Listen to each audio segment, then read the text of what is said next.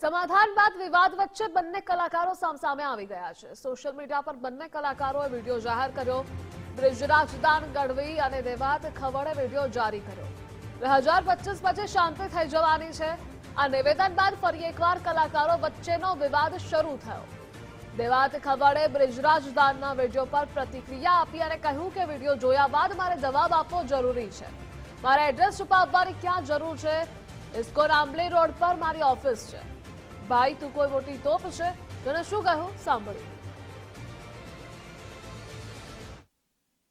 થોડાક દિવસોથી એક જે વિવાદ ચાલી રહ્યો છે, એક ભાઈ એમના સંસ્કાર મુજબ જેમ આવે એમ બોલી રહ્યા છે।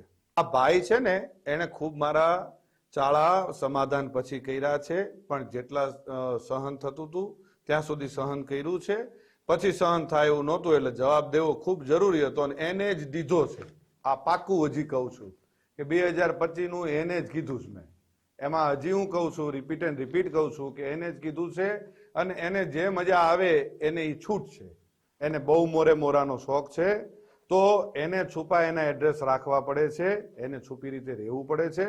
હું જ્યાં રહું છું, જે જગ્યાએ રહું છું, જગ જાહેર રહું છું।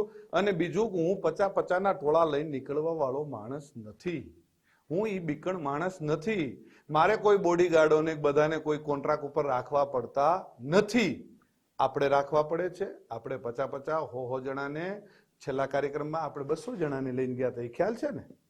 એટલે એ બધું આપશ્રીને શોભે છે, આપશ્રીને કરવું કોઈ વાંધો નહીં। હું ને મારો ડ્રાઈવર વધીને કોઈક એકાદો ભાઈ કદાચ કોઈક ભેળો હોય તો અમે એટલા જ હોઈએ છીએ। ગમે ત્યારે મજા આવે ત્યારે મોસ્ટ વેલકમ છે। હમણાં જ મેં ચાલી રહેલા વિવાદનો એક વિડીયો પાછો બીજો મારી સામે આવ્યો અને મેં સાંભળ્યો એટલે મને એવું લાગ્યું કે મારે જવાબ દેવો બહુ જરૂરી છે।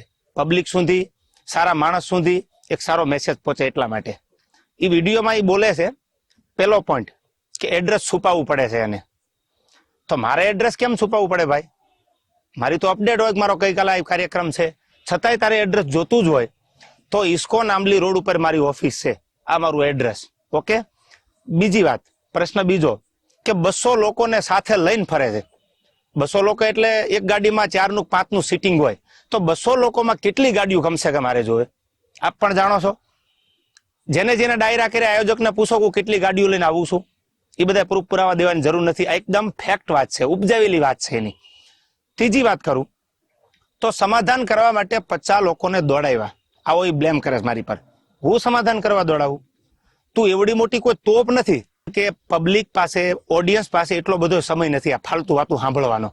પણ મારે પ્રૂફ આપવું એ મારા માટે અગત્યનું જરૂર લાગ્યું। મારો કિંમતી સમય સાહિત્યમાં મારા જે પ્રેક્ષકો છે એને સારી વાતું સંભળાવવામાં કે સાહિત્યની 2 વાતું નવી આપવામાં છે। એટલે મને આ બધી ફાલતુ વાતોમાં એટલો બધો ઇન્ટરેસ્ટ નથી। રહી વાત બીજી સંસ્કારની, તો સંસ્કારની વાત રહેવા દે ભાઈ। બધાના સંસ્કારની બધાને ખબર છે। જે મુઠ્ઠી બાંધેલી છે એને ઉઘાડી ન કર, ઉઘાડી હવા ખાય। એટલે આ બધી વાત છોડી દે। અને રહી વાત છેલ્લી મોરાની, તો તને સ્ટેજ પરથી પણ કીધું હતું કે જેદી મજા આવે ત્યારે મોરે મોરો દેવાની તારી તૈયારી છે, એથી જાજી મારી તૈયારી છે। પહેલ તે કરી છે એટલે હું તારી રાહ જોઉં છું। સમાધાન પછી સ્થિર પાણીમાં કાંકરીનો ઘા તે કર્યો છે તો હું તારી રાહ જોઉં છું। આઈ એમ વેઇટિંગ ફોર યુ। મને તો એટલું યાદ આવે કે સોનબાઈ માના સાનિધ્યમાં સમાધાન થયા પછી આ વસ્તુ જે બની ખોટી